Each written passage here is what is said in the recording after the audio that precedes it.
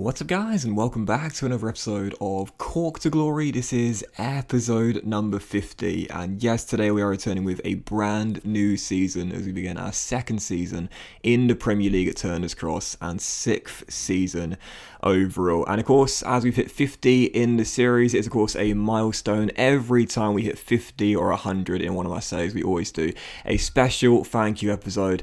And as we begin the season off, you can see for season 6 our budget for our second year in the Premier League after a massive amount of prize money given to us for survival. We've got same as last year. Yeah, a little bit anticlimactic, a little bit underwhelming, I must admit there. Yeah, about the same as last year. Last year we started off with 45 million, this year 42. I can only imagine the reason why we didn't get a bigger budget this year is because we put players on high contracts last season, and the noteworthy one, of course, being Troy Parrott, the club record signing. But either way, I'll take it. 40 million for our second season, I'll certainly take it. So our objectives of the new season, as you can see, finish in mid-table in the Premier League, just like we did last season. Well clear of the bottom 3 last year and reached the last 16 in the FA Cup. We've done that 3 of the past 4 years, including last season, so no doubt about it, I'll be going for that. But this year, I want to finally get over that hurdle. Yes, we've been taking the FA Cup seriously since the series began. No change this season. I want to get over that hurdle. 3 times we got to the last 16, 3 times we've been knocked out. This year, I'm going for a quarter-final place and possibly, if we're lucky, our first trip to Wembley in the semi-final as well. So what is in store for the special thank you episode then as I run you through the squad here for Season 6? Well, today, obviously, we'll be returning with the special episode. I've got a 30-minute thank you special for you guys. It's like 3 episodes rolled into one. You'll see the first 8 games of the Premier League season and the entire summer transfer window as well. And it should be a lot of fun. And I want to start the episode as well by saying thank you so much for all the support in the series so far. This is the first time I've done a project like this. I've never done a project where you start with the worst team in FIFA at the bottom tier of the English Football League and have as much progression required as you could possibly have. You know, we started off as a half-a-star team, obviously now we're a 4.5-star team, starting off right at the bottom of the Football League pyramid in the game. You know, I've never done that before. Obviously, there are comparisons with this save to the one I did with Bray Wanderers, but that was, of course, when we started in the Premier League all those years ago with Jackie Chancing, banging them in and helping us survive. But yeah, it's been such a fun project, and there's still so long to go. I mean, we've made so much incredible progression, growing 4 stars in these 5 seasons, but there's still so long to go. And you know, this season I'm hoping we can bust into the top 10 in the Premier League. I definitely think we've got the ability. Now we're a 4.5-star team. I'm not sure we'll grow to a 5-star team this season, but either way, it should be a fun campaign regardless. And yeah, the support you guys have given me since the first episode has been fantastic as well, so hopefully you guys really enjoy this half an hour thank you special. So let's take a look at the contract situation here. Loads of players have their deals that come the end of the year, so I did give new contracts to most of the players here, including Ross Brannan, a very talented young striker, Luke Byrne, who of course sort of had a breakthrough season last year as well. Sean Maguire, despite being 31 years old, is going to sign a new 2-year extension. Dare Dooley signs an extension, as does Gillies. I think Gillies has lost his potential tag now, and he also gave one to Balerdi, the Argentine giant. Tommy Healy, potential to be special right winger, and of course had to give a contract extension to the man that's so good they named him twice, the kid from Cameroon. He's become possibly the star of this team now, Samuel Bell as well. Though 4 players did go on the transfer list, including, as you would have seen there, the Plant. Can you believe it? Yes, our contract at the end of the season, I was thinking, right, Ewan, our top scorer back in season 1, do I give him an extension? He didn't play a single minute of football last season, and I thought, you know what? Can't live in the past, Oxy boy. Gotta realise where we are now. That was League 2. That was Season 1. This is Season 6. We're a Premier League team. We're going for a top 10 place, and potentially, if we're lucky, maybe next season via Cup qualification or incredible League form, maybe even sneaking into a top 7 and a European place as well. So the Plant, hate to say it, but he's definitely going to be going, if not through a transfer, then getting released at the end of the season. We've just got too many players in our squad now, and that's just the honest truth.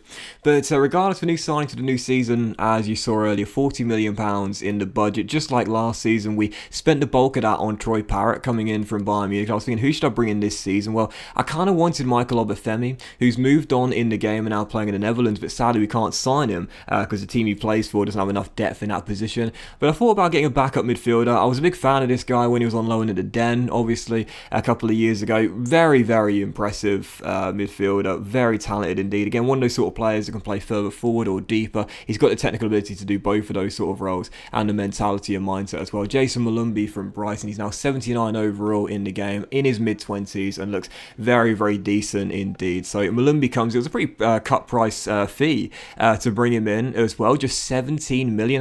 That's a really good deal there for a 79 rated 25 years old. I think he was under the valuation as well. Was it around? Yeah, just under the valuation, $500,000 under the valuation. And when you see his key stat there being stamina, you know I really like to see that as well. I love my hard-working and high-energy type of players. So yeah, Malumby comes in, and again, he's got DM as a secondary position, so we could easily fill in the Keenan Devine or Luke Byrne role. But I personally think with the dribbling stats he's got, and you know, I think really, you know, playing attacking midfielder could easily be a role where he'd excel in as well. So regardless, Malumby, and that was the big signing for this season. And for 17 million again, that's a real bargain there as well. So just a couple of bids there. One for Troy Parrott, the man we spent 27 million on last season, and also Patrick Keating as well. Parrott is a really interesting one because, of course, last season, you know, we signed him from Bayern, and I did say last season I wasn't gonna sacrifice Bell and force him onto the bench. And I made the right decision. He was our top scorer last year. And I didn't want to drift him out to the left wing either. But Parrott only got 4 goals last season, just 4 goals all season long.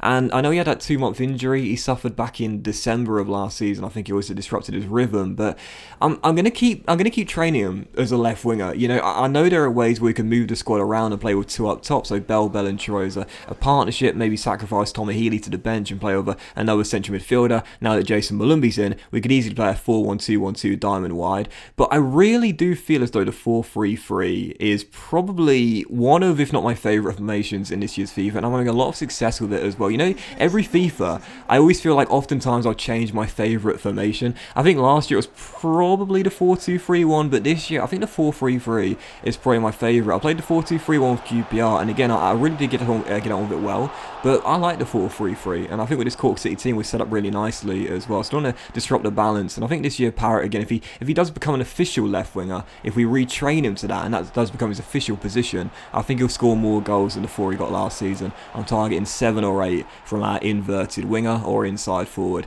if you will. Inside forward, of course.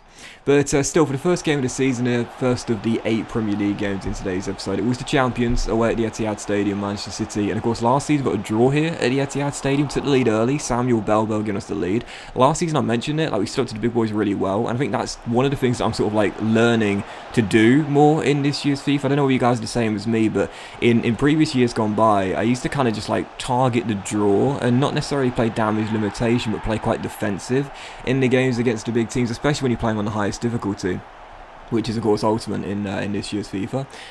But now I'm starting to learn if you be brave and you be bolder and you be more attacking, you have more chance of even just getting a draw, and possibly a win, sneaking a win as well. So we drew the game 1-1. We were so close to clinging on to just our second scalp of a series after we beat Chelsea last season at Stamford Bridge, and then Ferran Torres rescued it for Guardiola's side right towards the end. Such a shame as well, because Bazunu made some great saves there back at his old stomping ground. But regardless, 1-1 was the final score. But yeah, I'm definitely starting to feel that now as well. Like, we are a 4.5 star team, so yes, we're growing all the time, but we still pale in comparison in terms of ability against the biggest of teams in the Premier League, like, you know, your Man Cities, your Liverpools, and so on and so forth. But I do feel as though that's what I've just got to keep on doing now. And I play those bigger games and I play against those bigger teams, I've just got to stay in attack mode from first whistle to last, and just be brave. You know, even if we lose the game 2 or 3-0, way better than playing defensive, because you know at some point, if you just sit back and try and contain, you'll get breached. The AI's pass accuracy is so high, you know eventually you'll find a pocket of space and get the goals you need. Get the goals they need to beat you. So for the second game of the season, it was then Crystal Palace. Hodgson's side here at Turner's Cross took the lead through Samuel Bell, and it was one of my favourite goals of the series as well. Absolute corker. I've said before, those goals where the shot hits the underside of the bar and then goes in. It's like Tony Yeboah for Leeds United all those years ago. Talk about a blast from the past there. The Ellen Road faithful remember him well. But that shot hit the underside of the bar, then the post, then the underside of the bar again. It was so cool, man. So Bell gets the lead. Palace find their level, and Bell is back in front in a really topsy-turvy, action-packed game. 8 minutes to go. This is a familiar sight. Trying to play out from the back, and as always, it's Leo Yates that surrenders possession when I try and play out from the back. I just can't get the footwork sorted out, big man. I really can't. So Palace come back 2 separate occasions from a goal down to make it 2-2, and then a minute and a half to go, looking for a game winner and our first victory of the season. Oh, mate, he's so good, and he's so good they named him twice. The kid from Cameroon gives us the winner with seconds to go in a 3-2 5-goal thrill, and that was a great way to start off our home campaign this year. Absolutely amazing game to play, and so fun as well. I really do feel as though as well, like I mentioned this I think actually possibly in the season finale or a couple episodes ago, I really do feel as though even if I would have lost this game 3-2, it still would have been a really fun one to play, because those are the games that are really fun, those action-packed games where there's so many chances, getting creative, really end-to-end stuff. I feel like a few years ago, again, like FIFA, like oftentimes like the games were just so kind of like dull and flat, and so many games finished 0-0 or 1-0, and it seemed like every single season I was breaking a clean sheet record or best defensive record in the season I was playing. And that also went the same way for online as well. When I played Ultimate Team or head-to-head seasons, it seemed like just scoring goals was a premium and defending was quite easy. But I do feel as though defending has become harder this year. I really do believe that, and maybe I'm just saying that to give myself an excuse, considering how bad I've been defensively, particularly in this series. Excuse me, but yeah, I really do feel like defending has become harder this year, but in a way it's kind of a good thing. It helps you learn, it helps you become a better defender by making it harder, and you don't get bailed out by overpowered AI marking.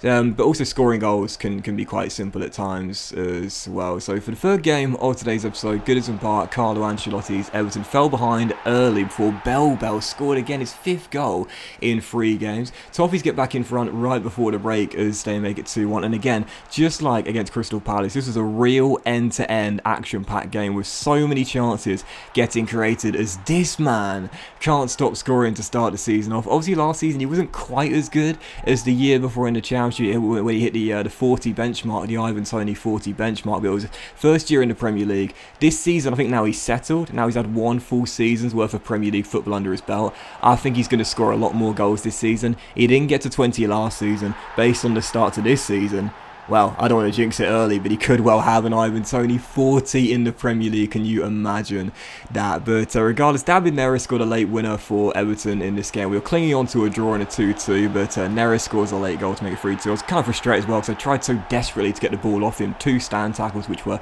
both unsuccessful, and then Luis Alberto gave the top to 2-goal cushion in stoppage time. But the game was done at that point anyway, in a 4-2 victory. But it was the 3rd game where there had been a goal in stoppage time or deep into the last 5 minutes of normal times. We reject this bid for Patrick Keating here.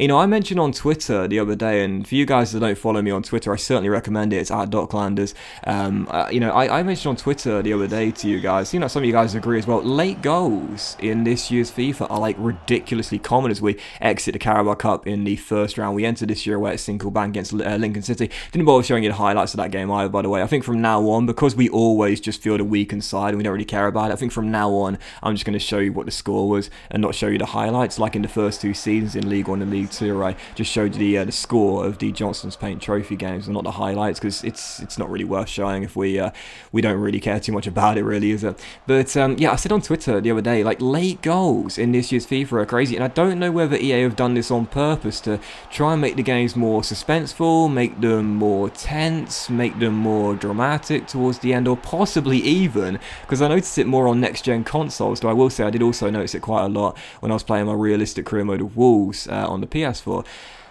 Possibly they've done it just to show off the new celebration animations, as you saw in the 3 of the first 4 games in today's episode here. When there's a goal in like the last minute or an injury time, stoppage time, or in the last 5 minutes of a game, you of course have those new animations where the subs come running and the fans go wild.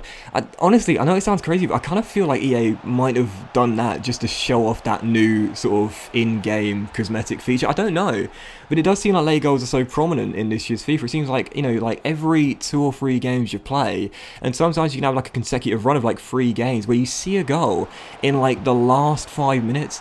And the trend continues, because for our 4th game in the Premier League and our final one of August here, taking on Burnley, we were leading by 2 before Burnley halved the deficit. Eamon Cunningham scores in stoppage time, and again, we see a goal get scored right at the end of the game. And of course, the points are in the bag anyway. Belbel's brace in the first half to take him to 8 goals in his first 4 games. Unbelievable. But yeah, it's the late goals in this year's FIFA. Like I said actually on Twitter, I don't think that it is scripting. I don't think it is coded into the game.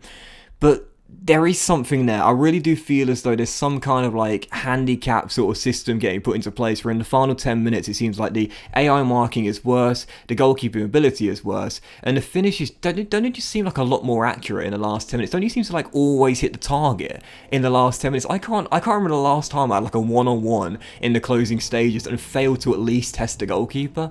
So yeah, it does seem that way. Maybe I'm overanalyzing. I'm not too sure. It definitely does feel that way, at least to me. But regardless, for transfer deadline day on the back of the win against Burnley, we did have around 20 to 22 million in the budget, so enough to make one more signing from our shortlist. And of course, I wanted Obafemi. We can't get him. Adam Ida was my second choice, but unfortunately, Hull City wanted, I think it was Jamie Bowden plus a load of money, and I was like, do you know what? Forget it. This guy's going to get unsettled at some point playing in the Championship when he's got the ability to play in the Premier League. So forget it. I'm not putting in that much money, plus one of my regular players as well. So rejected that counter offer there from Hull City. He'll stay in the northeast for now. But my third option on the shortlist, is I couldn't get Obafemi from PSV due to them not having enough depth in the position, was Aaron Connolly of Brighton. He's now 25 years old in the game. He's moved on to Lille in this save. 77 overall. I don't think he's going to get much better than that. He's probably maxed out his potential and his growth, and especially because in this team he'll be a backup striker. He won't get much game time behind Samuel Belbel. But I thought he'll probably be available on a cut price deal, and he was. We negotiated, I think it was a £10 million deal for Connolly, which is an absolute steal. 77 overall, just 25 years old as well. Relatively pricey contract, 37.5 grand a week. But one thing you'll notice about the bench we've got here at this Cork City team is we've got great depth. There's no doubt about that. But Sean Maguire is our second highest rated striker at just 71 overall, and he's in his 30s now as well. I needed someone better, just in case Samuel Belbel ever gets an injury. I mean, it's a red hot start for the Cameroonian, 8 goals in 4 games. You know he's not going to get dropped or anything like that. But if he ever got a suspension or an injury, I need someone else that can score the goals. And of course, I can move Parrott into the striker role as well. But I kind of want to keep Parrott on the left wing so he gets that position trained up quicker, as he's still not completed that development plan and is still officially listed as a striker playing on the left wing. Regardless, Connolly comes in. He's got a great in-game face as well. Can I just say that as well? When I was doing the negotiating, I was like, his in-game face is like really defined, isn't it? It's crazy. Like the face scans in this year's FIFA, they look fantastic on the next-gen consoles, of course. But you see him there on the right. It just looks really defined, doesn't it? Cracking hairstyle as well. +1 for that. But yeah, regardless, in the end, that is what we spent our money on this season. Malumby coming in, and also Aaron Connolly as well. 27 million for the pair. That's 2 bargains there for the 2 former Brighton boys coming to Turner's Cross. And obviously you would have noticed as well, the only players we signed on permanent transfers, apart from of course Belbel and Balerdi coming in on free transfers, have been Irish players. I kind of want to stick to that as well. This is not a club and country. Of course, we've got some foreign players in this team. We've got English players, Cameroonian in Samuel Belbel, Northern Irish, and so on and so forth. But I think that the outright players I want to sign on permanent transfers, I want to stick to just signing Irish players only. So far, that's what we've done with the likes of, again, Bowden, Parrott, Malumby, Connolly, Connell. So yeah, I want to keep going with that, and I think it's a good way of doing things in this stage, just to make it a little bit more challenging. You know, otherwise we could sign some really good players that are foreign nationals for bargains. Otherwise, I feel like we'd just be able to snap up some really good deals on the cheap, and it'll kind of sort of take away the challenge of this series, you know. But anyway, you saw the squad there. We are still a 4.5-star team, so we're yet to get to 5-star. Again, I think we're still quite a few ratings away from being 5-star. I don't think we'll do it this season. As you see the start of the season, they're already in 4th place from our first 4 games, starting the campaign off. What a start for Cork City, man. Absolutely fantastic beginning to the campaign. Just a 1 defeat in our first 4. It's been a really impressive start. But yeah, I don't think we'll become a 5-star team this year. I feel like we're still quite a way away from doing that. But if we see enough enough growth, and particularly in our defence as well. Bazunu is 77 overall, Bowden is 77 overall, I think Pelletier is 75 overall, Keating is 77 overall as well. We can just see a little bit more growth from those sort of players. We possibly could hit 5-star at some point, because you know that players like Cunningham and Keenan and Sharkey and Yates are going to continue to grow, and Bell as well. But again, I think it's a defence at the moment with Keating and Bowden / Pelletier and Bazunu that are holding us from becoming a 5-star team just yet. We also had 2 players that were unsettled in our youth team, and now I mentioned this in I think it was the last episode, I mentioned it last season regardless. This is where it gets really frustrating. We don't have enough space in our senior squad to promote the youth players now. So I released a couple of players from the senior squad to make way for two youth players getting pro deals, 2 fullbacks here. But I'm a little bit worried, because you've seen how good our academy is. It's stacked. I mean, the players that are in there, okay, it's not the biggest academy, but the players that are in there have all got sublime potential. They all look like exciting prospects or potential to be special players. But I'm a little bit worried now, because we might lose a golden generation of Cork City players, because I can't give any more pro deals now for the rest of the season. Hegarty looks incredible as well, so if I lose him, I'll probably start crying. But yeah, we can't give any more pro deals now because our senior squad is full. So I'm a little bit worried we might possibly lose a golden generation of Cork City Youth Academy graduates, and that's why I'm not going to be doing any more youth scouting this season, as I don't want to exacerbate the problem we already have of having too thick of a senior squad. Still, for the following game, first one out of the transfer window. Oh my word, can I just say, I mean, I mentioned it a few minutes ago, but I think it just is getting to a point now where it's a bit ridiculous.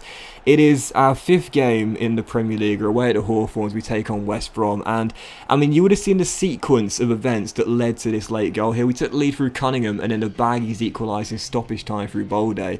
I mean, the deflections, I tried to take one for the team and get Leo Yates sent off to stop a fast break / counter-attack, and the interview says it there, it drives me crazy, absolutely crazy. I mean, seriously, how could I have stopped that goal? I mean, I always say, like, I don't believe in scripting, I don't believe in coding, but sometimes you just think, well, you know, it's hard not to when things like that happen. Oh my god, the deflections, the failed clearances, the slide tackle that didn't stop the counter-attack that then led to a following free kick from a different tackle that didn't seem like a foul. The free kick, the header clearance that didn't end up clearing after the deflection again, going straight back to a West Brom player. It's just like, come on, man, seriously. It's so frustrating. So for the following game here, this was Southampton. Here, coming to take us on at Turner's Cross in the first home game outside of the transfer window, and the second game is September. Let's just say I was really mad heading into this game, and I think you guys know me, right? Like, I'm not a rage FIFA player, I'm not like a passionate FIFA player. To me, I'm very, very calm with it. I just have fun with it, whether I'm playing online or offline, whatever kind of game or save I'm playing. I'm very, very calm, very cool. I just enjoy playing, you know. I never get too mad no matter what happens, but in this sequence of games, I was literally like raging, because it was just frustrating me how predictable so many things were. This also really got on my go. Answers on a postcard, how is that a penalty off the GP? We were leading by 2-0 through Parrott and Cunningham, and then the referee gives one of the softest penalties I've ever seen in my entire life. Yes, there was contact, but listen, it's a little bit of a brush of the knee. I mean, seriously, if that's a penalty, then my word, it's a penalty every single offensive attack. So yeah, Southampton get a goal back from the spot. The penalty killer sadly couldn't live up to his reputation there. First penalty he's faced, where he's failed to stop it, so his record is now faced 4, saved 3, and conceded 1. But despite the Saints getting back in the game right before the break and after the deficit, in the second half, I was just literally, it's so funny to say this, but honestly, try and imagine me angry. I never get angry, I never get aggressive or anything like that, but literally playing this game, I was just absolutely fuming, and I kind of took out my anger in this game here against the Saints. Parrott restores our 2-goal cushion with his second of the game right after the restart, and then Luke Byrne grabs a goal as well. I need Byrne to grow quicker, man. He's 70 overall, and I really like put him in the first 11 with the exciting prospect tag, but I need him to get a higher overall quickly. I want to see him this year grow 6 or 7 ratings to 76, 77 overall, because it's hard to play him sometimes when there are just far better players to play in this role. But still, he gets his first goal of the season. It's 4-1 Cork City, and then 78 minutes in. Oh, this was pretty glorious, to be fair, from Eamon Cunningham. Sadly, didn't get a goal for the brilliant bit of dribbling, but Troy Parrott turns in a rebound after the shot ricochets off the crossbar. Parrott gets a helping hand, turns in from close range with the open goal, and Parrott gets his third of the game in a 5-1 victory. Safe to say, I certainly took my revenge on the Saints in this game, and I think it's our second player to get a hat-trick in this series outside of Samuel Bell. And for Parrott as well, last season, he only scored 4 goals all season long. What did I say? What did I say earlier on in this episode? I want him to stay on the left wing because I want him to grow into a pure inside forward that scores more goals. He's already got 3, and they all came in that game there, so he's just 1 goal away from matching the target he had all throughout the course of last season. I'm targeting 7 or 8 from Parrott. That's the start I needed from the former Bayern Munich and Spurs man as well. So for the penultimate game of today's episode here, Liverpool away at Anfield. Last season, of course, got a very credible draw here against Jurgen Klopp's side, and this was, again, just one of those games where I was thinking, okay, I'm playing some lockdown defense, I'm playing really, really well, but it's just so hard to put a bloody tackle in this year's FIFA, isn't it? Leo Yates puts his foot in on Diego Jota, and the former Wolves man sees the ball just ricochet back off Leo's boot and comes straight back to him as the Portuguese forward fires it in for the game, winner with 5 minutes to go.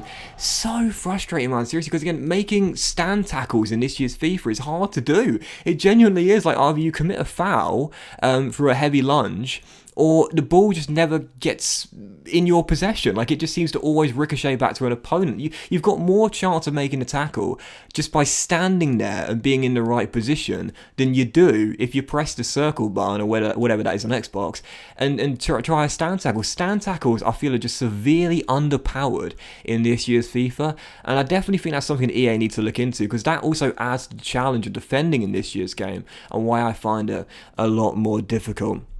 Regardless, as we ended September, as you see in the league table, they were still in the top 10 despite the loss there away at Anfield in 9th place right now. So still a very impressive start with 3 wins in our first 7 games. And you would have seen it as well. Troy Parrott did officially complete his development and transition from striker to left wing. It is official. It's taken him a year to do it. But Troy Parrott is no longer a striker. He's an inside forward on the left. And with 3 goals to start the season off, I think we've made the right decision there. He didn't drop a rating. He's got the pace, he's got the dribbling, he's got the ball control. I've trained him to 5-star skills now, which you know I love as well, and he's off to a red hot start this season as well. So yeah, Parrott is now an official left winger in this Cork City team. And so for the final game of today's episode, the Gunners coming to take us on here at Turner's Cross in the first game of October, looking to bounce back with a victory here on the back of the disappointing defeat to Liverpool in the dying stages there at Anfield. Samuel Bell gets goal number 9 to start the season off. What a beginning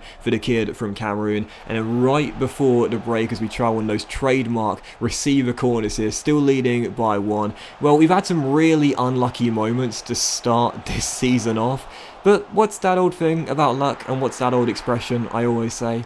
Luck will balance itself out. Yes, at some point, even though things will go against you, some things will go in your favour at a later date. If you keep that mindset, I'm sure things will turn out for you in your favour after you've been through some unlucky moments there. Samuel Bell's first shot, well saved by Jan Sommer, but the rebound comes straight back to him, and what a start for our number 9. Double digits already, and as things stand, he's got the current pace and the goal-to-game ratio to hit an Ivan Toney 40-goal season. Long way to go. Got to keep that form up, but what a start for Samuel Bell.